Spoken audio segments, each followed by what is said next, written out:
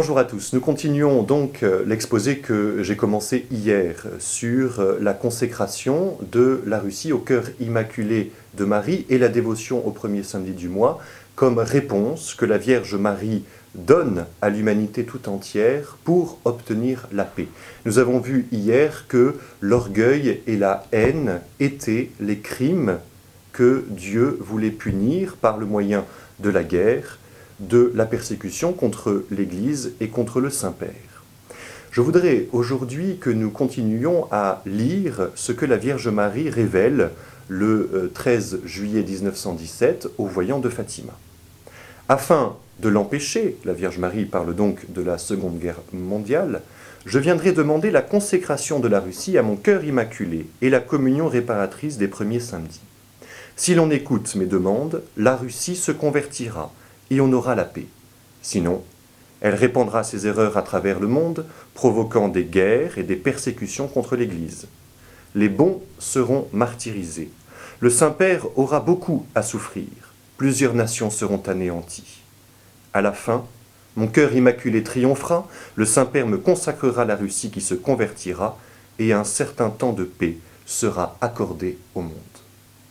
La Vierge Marie donne donc comme réponse, pour obtenir la paix, la consécration de la Russie au cœur immaculé et la dévotion réparatrice au premier samedi du mois.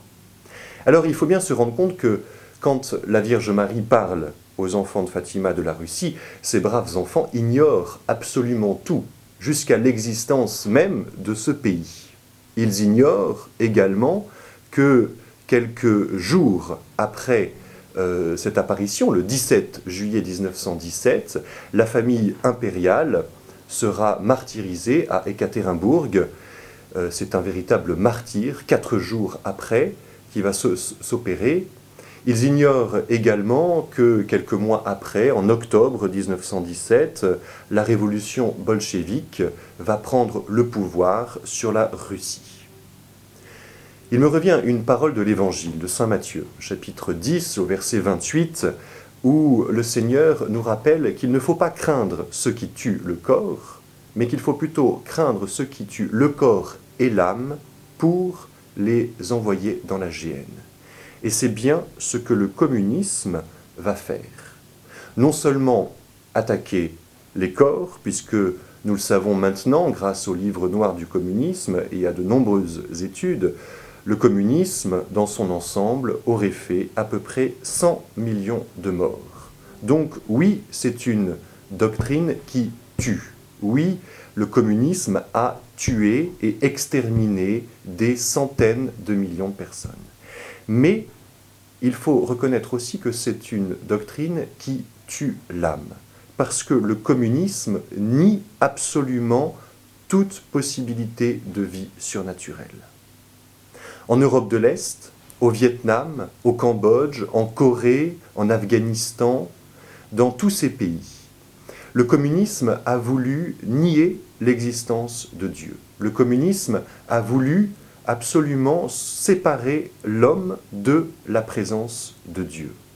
Par des persécutions, par des purges, par la famine, les communistes ont voulu ôter la présence de Dieu du cœur de millions de personnes. Et la Vierge Marie avait bien vu cela. Elle avait bien vu que la Russie allait répandre ses erreurs et que des millions d'âmes seraient privées de la présence de Dieu. Il faut tout de même se rappeler que le 20 juin 1918, Staline demande la séparation de l'Église et de l'État, dans une cruauté qui nous rappelle la Révolution française et l'instauration de la terreur. On va martyriser des dizaines de milliers de prêtres, des dizaines de milliers de laïcs, de religieux, de religieuses. On va ôter de l'âme de tant de gens la présence du bon Dieu. Voilà le crime dont parlait la Vierge Marie. Voilà aussi l'erreur que le communisme et la Russie vont répandre à travers le monde entier.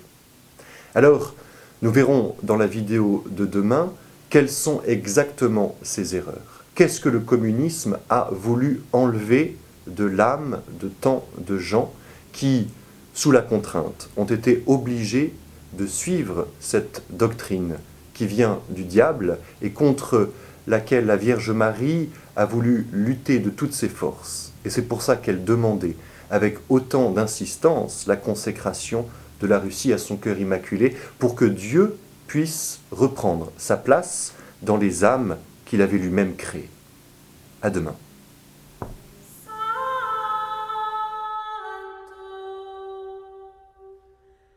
Immaculée.